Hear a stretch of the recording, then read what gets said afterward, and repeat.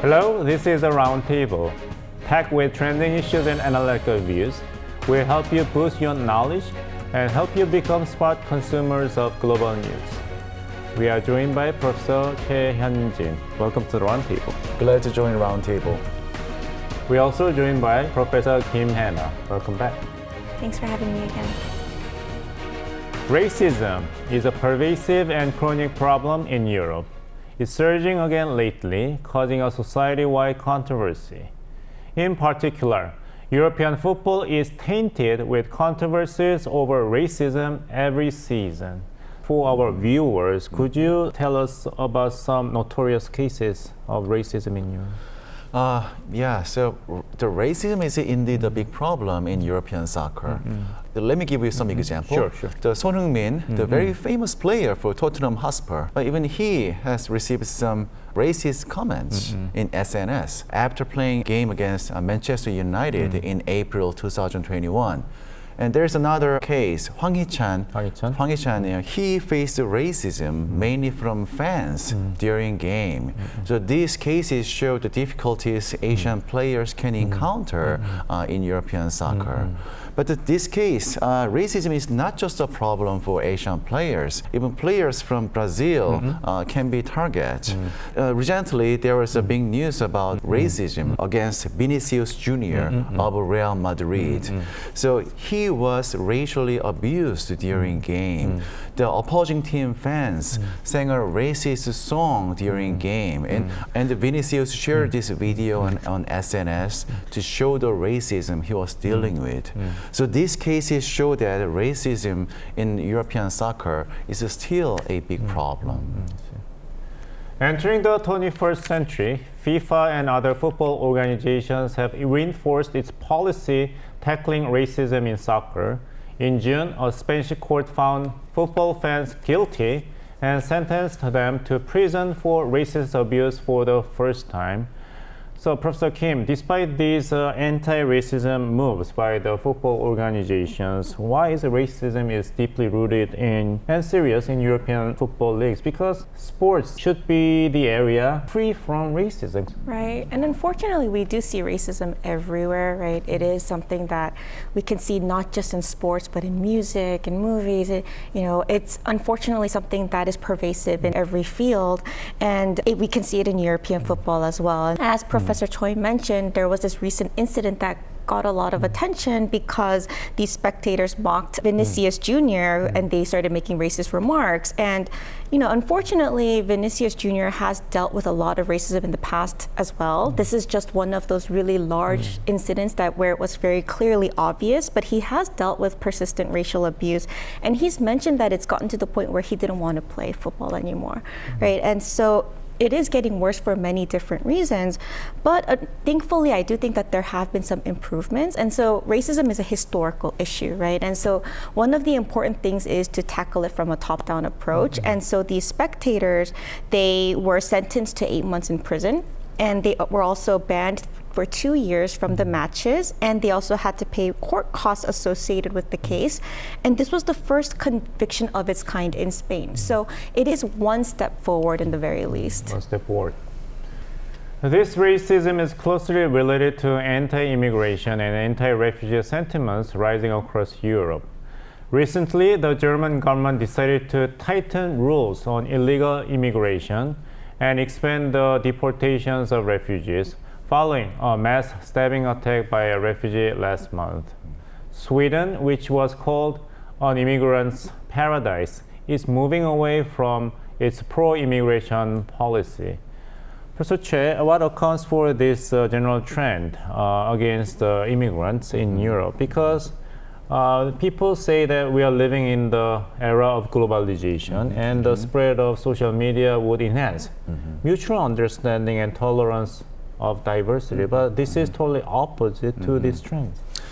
Right, so there are some reasons. So over the past decade, as more refugees have come to Europe, from places like Iraq, Afghanistan, Somalia, and Libya, and other parts of Middle East and Africa. Some feelings against immigrants have grown stronger. And there are some key reasons for this sentiment. The first one is about economic concern.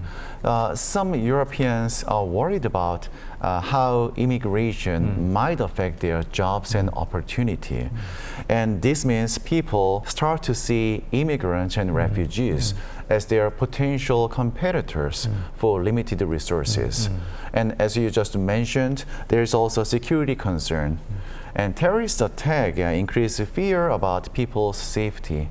And for example, on August 23rd this year, a man shot several people at a festival in Western Germany, and killing 3 and injuring 8 people. And this man was a 26-year-old from Syria who lived in a local refugee center. So events like this can lead to some negative feelings toward the immigrant, especially if the attackers are immigrants. And lastly, there is also a political influence as well. Some politicians, especially from far-right parties, they try to exploit these feelings toward the immigrant to keep and also gain their political power. And therefore, they try to shape public opinion by saying negatively about immigrants and also suggesting very strict policies to handle these issues. So because of these factors, even countries like Sweden, which used to be very open to immigrants, are thinking about changing their policies now. And unfortunately, this change is a part of a larger trend in Europe today. I see. Here's one more country we need to pay attention to. It is the Netherlands, which has been called a wealthy country with the most open immigration policy in the world. But I heard, Professor Kim, that even Dutch government is now shutting the door to foreigners, right? What accounts for this change? Right, so despite the Netherlands having this open and tolerant policy in the past, now things are changing quite a bit, and the country has started to embrace anti-immigration policies. This includes reducing tax benefits for foreign workers. It also includes making asylum applications even more stricter. And they've reduced the number of international students who can study at 14 Dutch universities. And so this shift seems to be happening because there is this increasing anti-immigration sentiment among the public. And part of this is because the citizens there are blaming immigrants for housing shortages as well as rising rent prices. This is part of what has been described as group threat theory, where this in-group from the host community will view those in the out-group, these immigrants, as a threat, right? That are taking away their resources and making things more difficult for them. But also in the case of the Netherlands, there's also the wealth paradox. As you mentioned, the Netherlands is a very wealthy country. So some of these citizens who are very wealthy, they believe that economic prosperity may in fact make them lose their wealth. And that is enhancing anti-immigration sentiment. And so because of that, we're seeing this kind of unfortunate trend towards anti-immigration. Those opposing immigration and refugee admissions are complaining that due to the surging number of immigrants, their living costs have been increasing with the quality of life deteriorating. However, their claims sound implausible considering the Netherlands' economic situation. The country has recorded solid economic growth with the unemployment rate at its historic lows. But professors, these are facts, but the facts can be, as you said, manipulated by some populist politicians for particular purposes, right? What other countries are in a similar situations to the Netherlands, or wealthy countries, but still getting tough on, open door policy toward immigrants and refugees? Right. This is a very puzzling situation. So as you said, in the Netherlands, even when the economy is very strong, the many support far-right anti-immigrant parties. But this is contrary to our common belief. Typically, it is believed that these kind of parties gain support when the economy is bad. Definitely, right. Because people blame immigrants and also refugees for the lack of their opportunities, right, and jobs. There is one interesting research done by Take Sipma from Tilburg University in the Netherlands, and this explains this puzzle. So he analyzed election data for 10 European countries and found that far-right parties lose support during economic hardship. The reason is that because people prioritize economic recovery over immigration issues. And also, these kind of far-right parties, they don't have expertise on economic policies. And that is the reason. And conversely, when the economy is good, these parties gain support. And this phenomenon is called the wealth paradox. So suggesting that the people oppose immigration not from their financial hardship, but from the fear of losing their current wealth. Okay? So I think this research somehow explain this the puzzling situation. But the real problem is the far-right parties exploit these fears by emphasizing immigration as a crisis.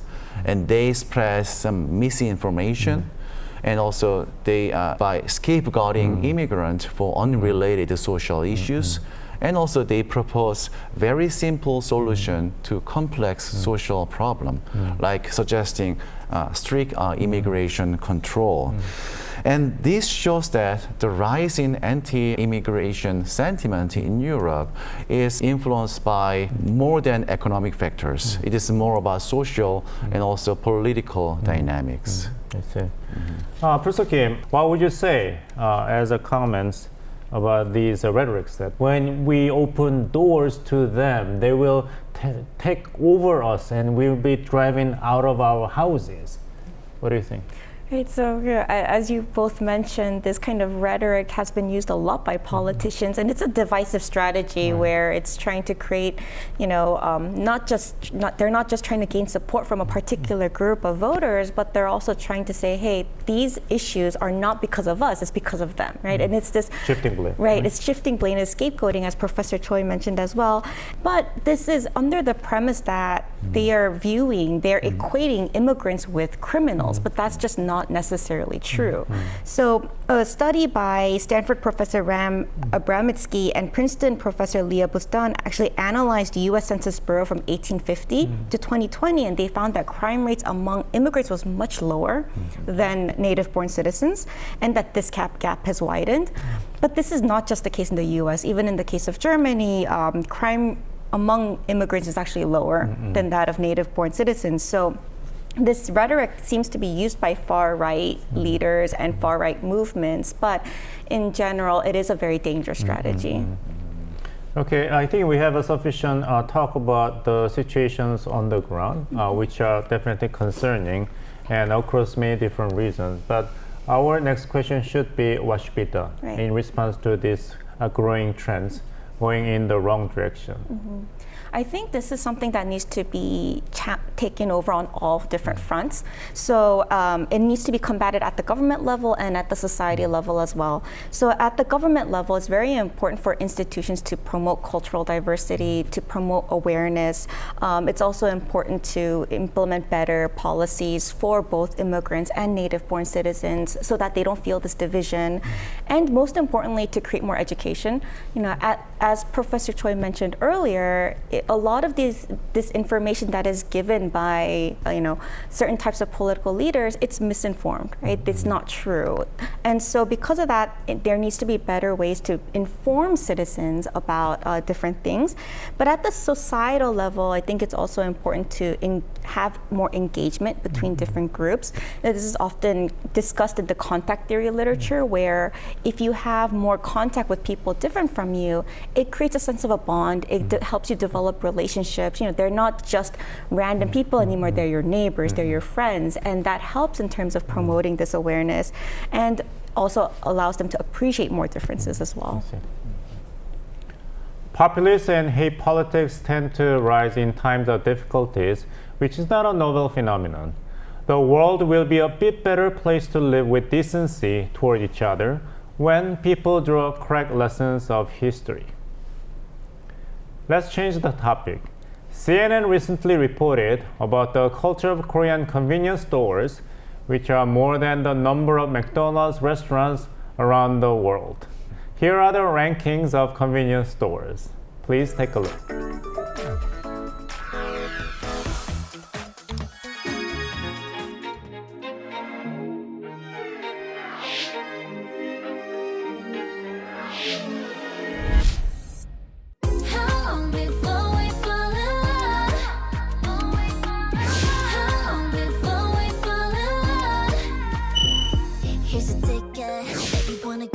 Put in palm tree, put it don't be picky, yeah. New belly tone with her, feel like I'm hot stuff, you're a rock star. Hear me now, 나라면 쓰는 salty, 말 carry tie 같이. Here I'm now, 이 얼음을 riding, 완전 나쁘게 날.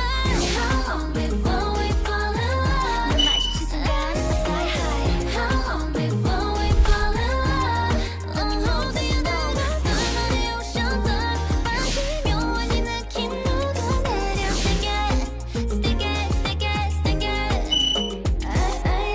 Love got so popped and flavor 예상 못한 new taste. 나른 내 summer fever 내리지 않네. So hear me now. You just get my heart pumping every time that you hear around me. 노래 소리가 들려 나와. 오늘 노래 calling you. I'm always so excited to meet you. 내 향기가 널 먼저 찾아가. Yeah. 눈 감아도 기억나게 어디 봐도 따라갈래. You're so delicate 거품 속에 수많네. Oh, you make my heart melt away. You're softy 구름 같아. 이것말로 설명 못해. You got me. 이미 우리 저기 멀리 높이 있네. 풍선 같이 heavy right here in a basket. Oh my baby, sing like top of it. Bouncing like rainbow. 더 높이 올려줘. We're gonna fly away. Sweet like tropical. So sweet, so like a hug. 더 많이 날려줘. Let's go far away. You know, favorite flavor, bubble gum. Bubble, bubble, bubble, bubble, bubble, bubble. Bubble, bubble. The number of convenience stores in Korea is greater than the total number of McDonald's branches worldwide. Korea also has the highest density of convenience stores per capita in the world. This is quite surprising. Professors, I'm sure that you all must have made your own personal contribution to this proud trend in Korea, right? How often do you use convenience stores? Probably I go to convenience store at least once a day to Once a buy. day? Yeah, once a day. More than once a day. To buy some ramen and triangular kimbap. Triangular gimbal, you have to have it. With ramen, Right. And also canned coffee. Okay. In Korea, convenience stores are more than places to buy something. There are one-stop shops for nearly everything. Recently, even foreigners are wild about Korean convenience stores too. Kim, this is now a cultural trend that these foreign tourists, out of happiness and great experience, post their experience with the Korean convenience stores, right? Right, and I think that this is something that really started from the K-pop and K-pop. K-drama boom. We saw convenience stores everywhere on Right. these, dramas, movies, music videos.